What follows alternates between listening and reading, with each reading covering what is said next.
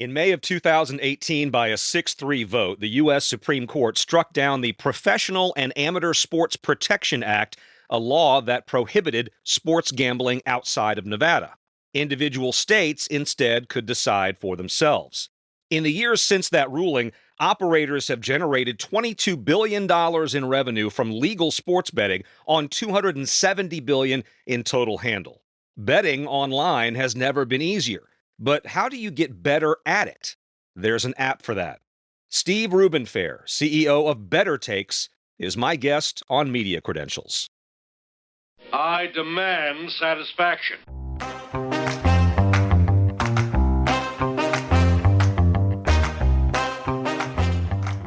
My name is Whit Watson, and this is Media Credentials.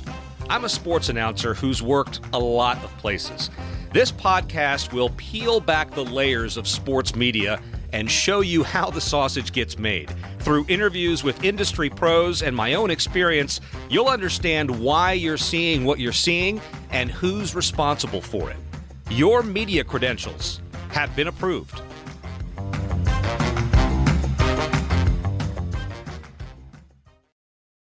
Like my previous episode with Dan Ballister of the General's Hot Sauce, this interview was the result of a pitch. I got an email from a company called BettorTakes. That's BETTOR, as in one who places a bet. The BettorTakes app analyzes your history as a bettor and helps you make better, BETTER, decisions about your next wager.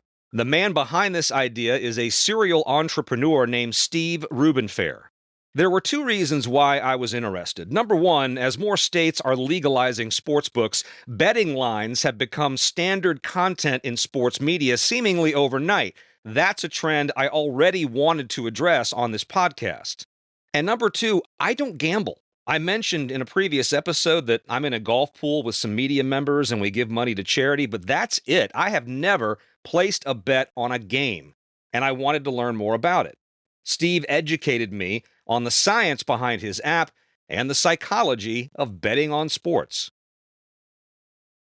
Hey, Steve, welcome to the podcast. Glad to have you on. How are things today?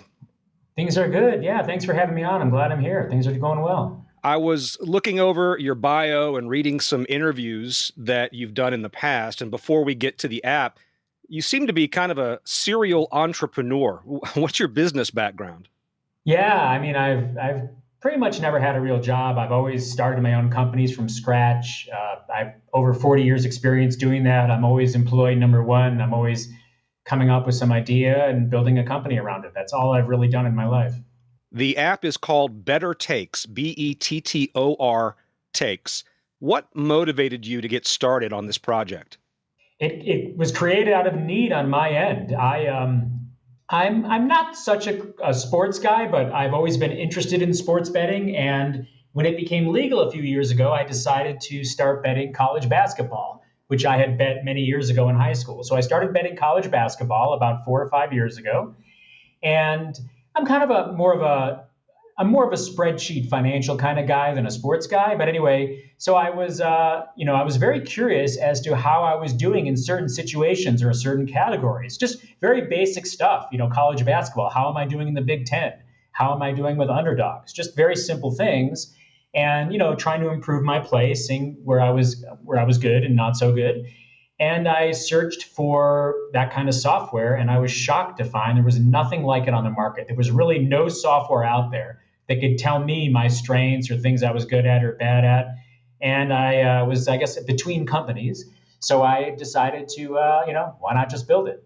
I was really surprised that it didn't exist. And I thought it was a great opportunity. And there must be a lot of people out there like me wondering how they do. So I have a couple friends that actually one good friend that's a big name in the sports industry. And I ran it by him and he loved the idea. And since then, we've been off to the races. So give me an overview of how the app works. So what we've done is we've developed an algorithm that looks through your betting history to find your strengths and weaknesses, your patterns, certain biases. And our first product is called the Edge tool. And we are live in the App Store. So everything I'm telling you about is live right now. And the way the Edge tool works is it starts off with the bettor making a prediction. Say they want to bet the Lakers +5. So they tell us they want to bet the Lakers +5. Our algorithm searches their previous history to find similar situations to what they're betting today.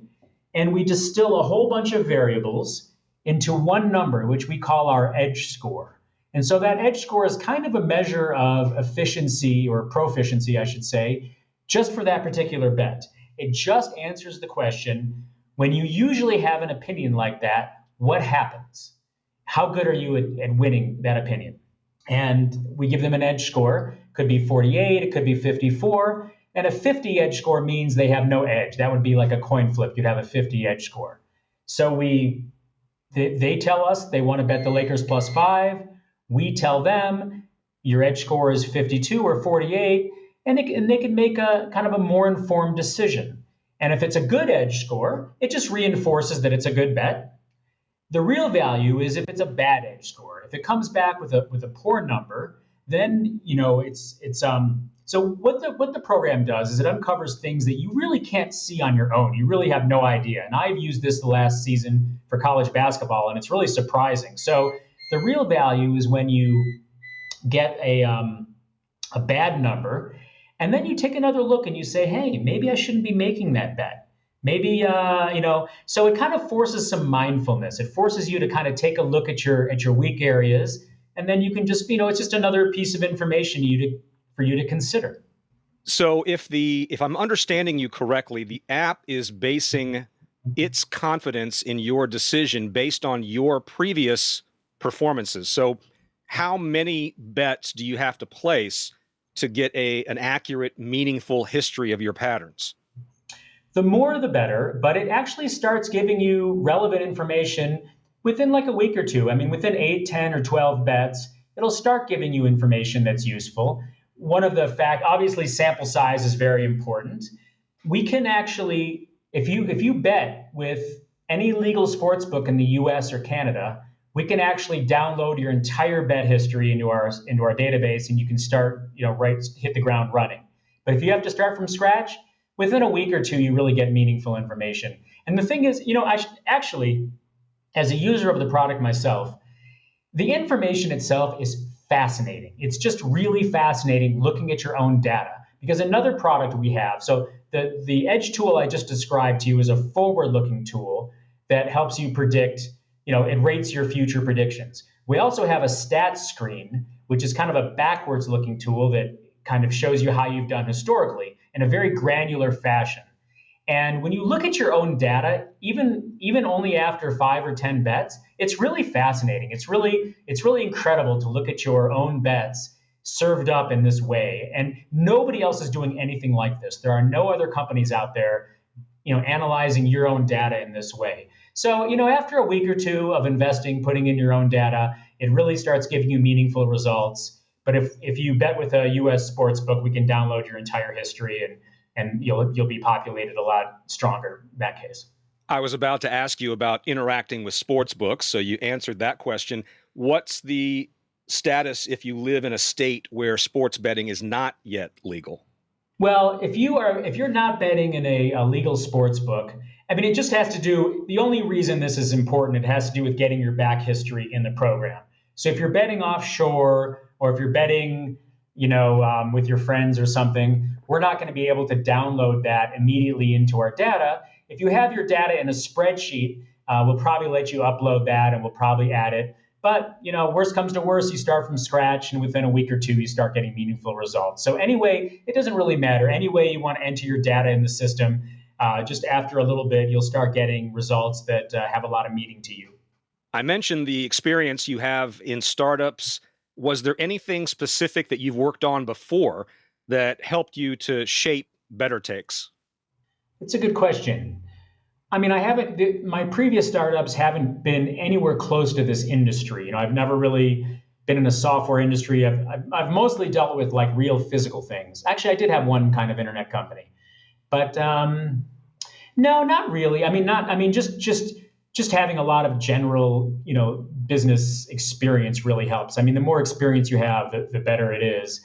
But I didn't really have any specific industry or specific experience that really helped with this. It was, as far as the structure of starting a business from scratch, I've got that down. But as far as the specifics of the industry and sports betting, that I all learned on the fly. But I have a great team, and I have a couple of people that are deep in the industry, and so whatever I lacked in that regard, they certainly made up for. How do these sports books create their odds in the first place?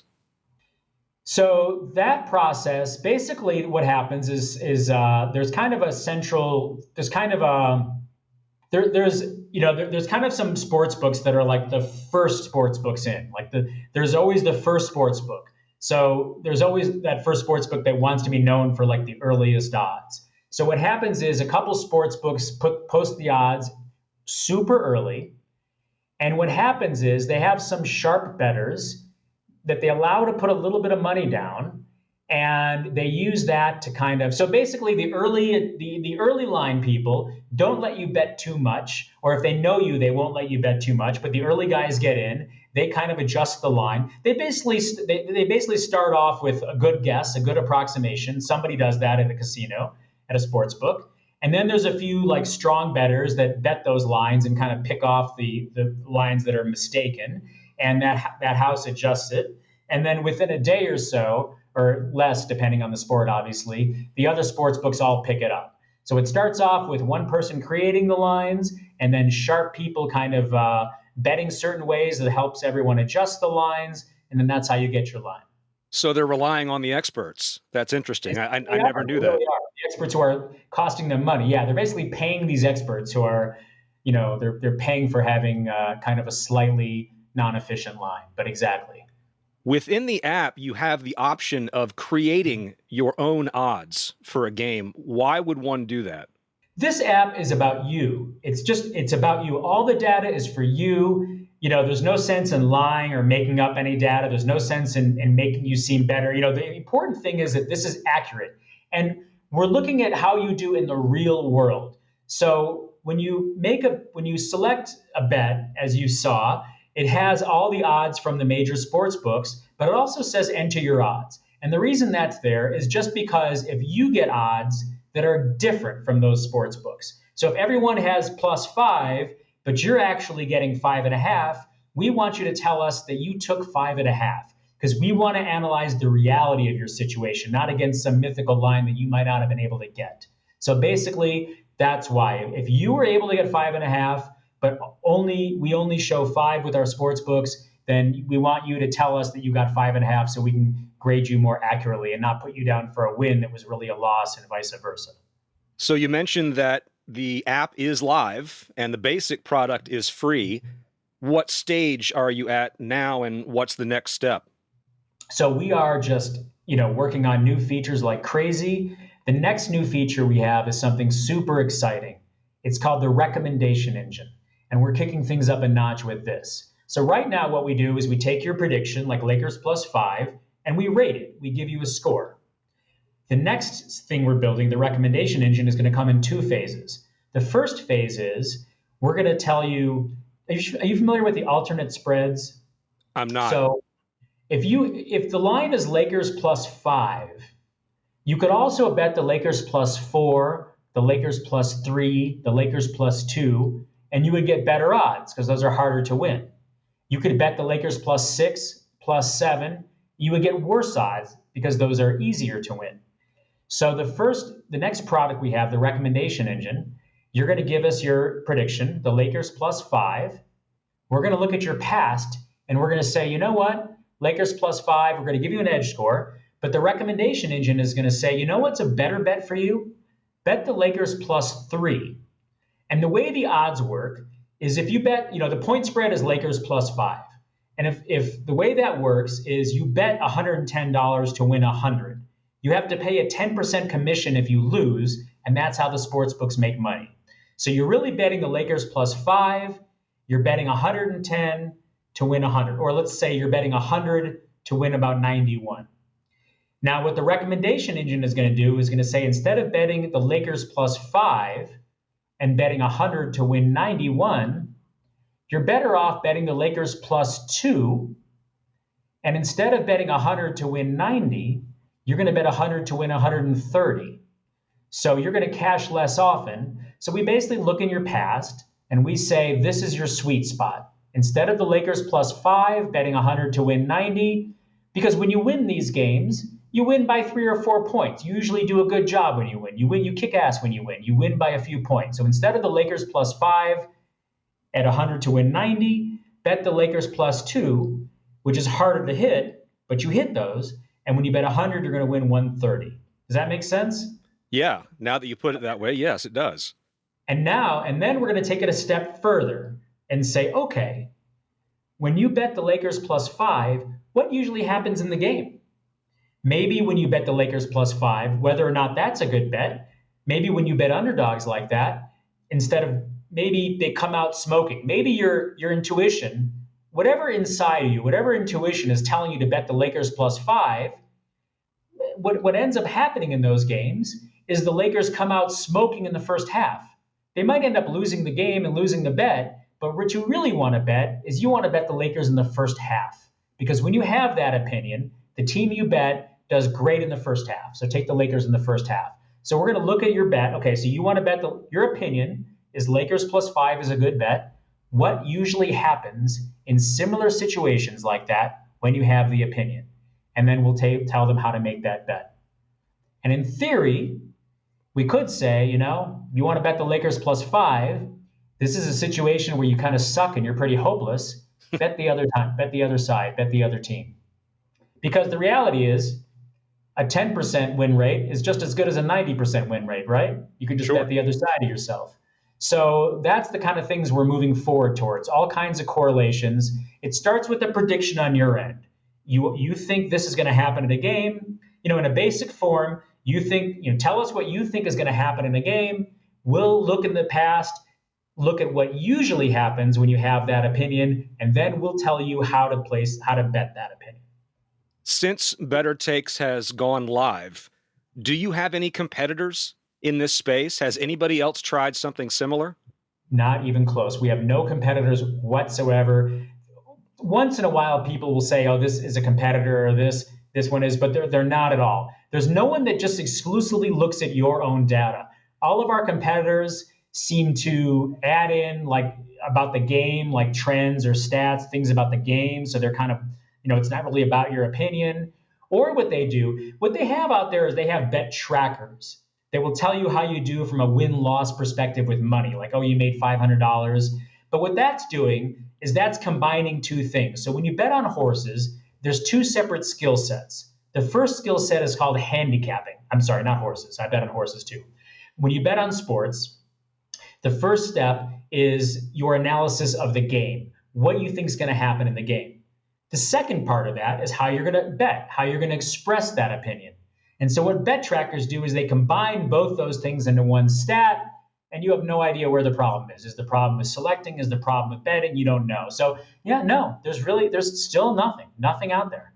It's crazy. I read an interview that you did with Sports Business Journal where you said that 97% of those who bet on sports lose. If that's the case, why do you think we keep doing it? So sports betting is entertainment, and I don't want to make our product about making you win. Sports are entertainment, and sports betting just enhances that entertainment. Sports are fun to watch, and betting just kind of makes it a little more fun. So you can't bet to win. Like, if you're going to bet to win, you're going to lose. And we're not trying to, we'd love to help people win, but, we're just trying to make your money stretch a little further. So people bet I guess there's a lot of people that think they're going to make money, but deep down, I think those 97% that lose know they're going to lose and just try to do it for the fun. It's very social now. Everyone's betting on sports. It's crazy. So usually if you're betting on sports, you're part of a network of friends that are doing it. Everyone's talking about the games, and it's good for you. It's some great analytical skills to have. It uses, parts of your brain that are very useful. There's a lot of benefits you get out of sports betting. But at the end of the day, those 97% of people do it for fun. They somewhere know deep down they're not going to win, and it's just fun. If you're into it, you're into it. And you just mentioned how crazy it's gotten, where gambling on sports has been mainstreamed seemingly overnight, from FanDuel and DraftKings and all of these companies that have just mushroomed over the last couple of years. What do you think overall are some reasons behind that? Well, it just became legal. It's really, It's basically what happened, and I can't believe how quickly this happened, as you're saying, is it just became socially acceptable. And I guess the real answer to your question is the reason it exploded is because once it became legal, the stigma was off and the networks embraced it and society embraced it. So now you can't go on ESPN without hearing about odds. Everywhere that there's sports broadcasts, now that there's some kind of odds connected to it, people talk about the odds. It just doesn't have that negative stigma anymore. And the same, and it doesn't in Europe either, so it's not like that unusual. You go to stadiums nowadays, and there's sports books in the stadiums. So what happened is the social stigma of betting was removed a lot by the media and by the franchises. I mean, MLB, baseball, NFL, these leagues have deals with FanDuel and DraftKings and sponsorships and stuff. So once that last piece of taboo was removed, and once the big players, the leagues and the media started embracing it, it was just, there was nothing standing in the way of expansion. And let me tell you, as someone who works in the media, you could not be more accurate. I mean, there was a day when I worked in the NBA, they discouraged employees of franchises from playing in a fantasy basketball league. And now those same websites, to your point, are advertising during the game and in the arena. And I would argue, again, going back to watching ESPN, that the integration of betting lines into programming and the acknowledgement that fans, for the large part, are consuming sports media in order to help them decide where and when they want to bet. I think that's one of the most significant changes in the sports media landscape in the last decade. And I wonder if you can speak generally to that. No, it's true. It's true. And you hit it right on the head. The main thing is, as far as the media and as far as the leagues are concerned, betting drives engagement. When you bet, you watch the games. Like you said, you look at it for information. You watch these shows. You go to the games. You buy merch. Like, betting drives more engagement in the sports world, more media participation, just getting people more involved. And that's why they all love it. It gives everyone more revenue because it makes more sports fans and it makes more engaged sports fans. And that's really what's going on. And I can tell you also from personal experience, the athletes are aware.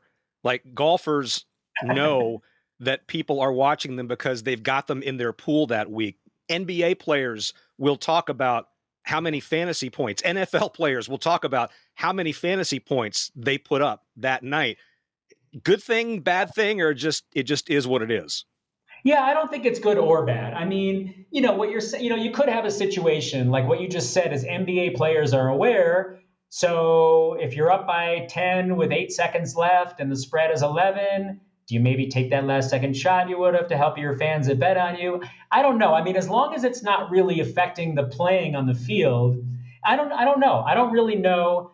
I mean, it seems like overall it's going to do more positive than negative, but there could be some minor, I don't know. I don't know how it would feel to be an athlete and know the odds and know that people are betting on you. And I guess I don't really think it matters. I really think an athlete's just trying to win the game and maybe, improve their own statistics for their own marketability. But I don't really think the gambling landscape really changes what the players are doing on the field. And that would be the only thing that would matter, is if players are somehow changing how they play based on odds or bets or something like that. But I don't think that's happening. I mean, the money is so huge in professional sports right now that everyone's just going to be, thinking about their team and maybe their own performance. So I don't really think the fact that these odds are so well known and so prevalent really are going to change any behavior as far as the athletes are concerned. As you've worked on the development of the app, what are some trends that you're seeing overall in the industry? Some insights maybe that you've picked up? So as far as the industry goes, I mean, the industry is a funny one because the entire industry is divided into two parts. You have the sports books on one end, and then you have everybody else on the other end. And the way the industry is going is the sports books are paying for everything, basically, through affiliate revenues. So affiliate revenues. So, the main driver of this whole industry is people betting. People bet at the sports books. And then there's sites like ours that are kind of more informational or analysis sites. And the way the things work is that those sites like ours usually make money. I mean, we're going to add, right now everything's free, but we're going to maybe add a subscription, here or there. You'll have to have some advanced features behind a paywall you'll have to pay for. But what drives this business is affiliate revenues. So all the sites like ours are sending traffic to the sports books, the DraftKings, and they're getting paid a lot of money for each customer. This is what's driving the industry right now. So that's why you see all these links. Every single sports site you go to, you see thousands of links to the sports books everywhere. And that's because that's what's paying the bills. But what's going to happen is that's going to change. And how the industry is going to change. So there's an initial land grab of all these sports books trying to, give their players these huge deals and giving the sites like ours bounties for bringing them those players. And that's going to end. And the next incarnation is going to be the sports books trying to add personalization, trying to add tools, and trying to attract customers through having, better stuff for them. They're just going to have, right now, they're just outdoing themselves by offering more money. Hey, join here and we'll give you a $500 bonus.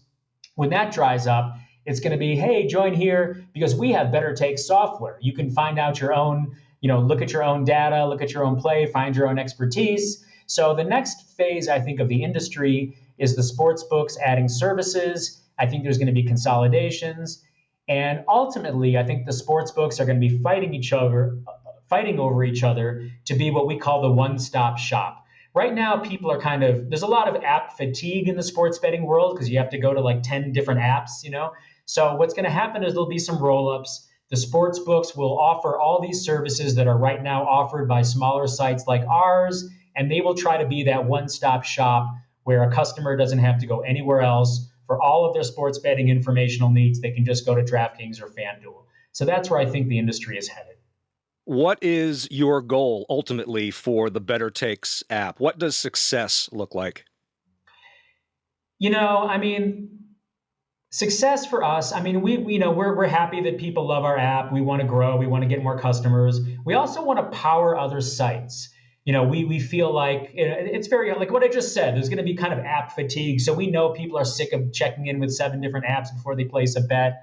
So we're very much right now trying to power other sites with our technology. There's plenty of sites out there that already cater to the demographic that would appreciate our program. So why not just power those sites instead of trying to do all this advertising to try to get them to ours? So success for us, I'm going to answer this question differently. We're already successful because we're all old. We're not a bunch of kids that got a lot of money. We're all in our 50s. I guess there's some in our 40s. And we just really want to make a super cool product. And so far, we've just gotten so much accolades. Everyone loves our product. Really, I would say we are successful if we just build an awesome product, if we continue to build awesome tools for people and enough people like them to pay the bills. It's just really, we're really creating value for people. It's great when we hear success stories about the product. People love it. It helps people, understand their own patterns. It's introspective. It's something the sports world doesn't really see. It tells you about you. It teaches you about yourself. So success for us is building a great, awesome product that's totally tight and having however many people, appreciate it and use it and get value out of it.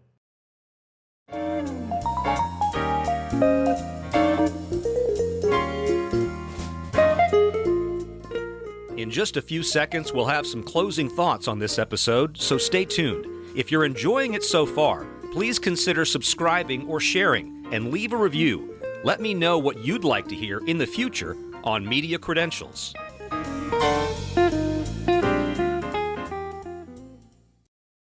It's been less than 6 years since that Supreme Court ruling that allowed states to legalize sports gambling, and look at what the industry has become.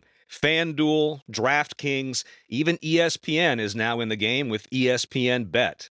It's a lesson in market forces. That's really what Steve is doing. He says he's more of a spreadsheet guy than a sports guy, and when he saw a need in the market, his business instincts kicked in. He saw a void, and he filled it. The result is BettorTakes, the app that helps you learn more about you. And you can learn more at BettorTakes.com.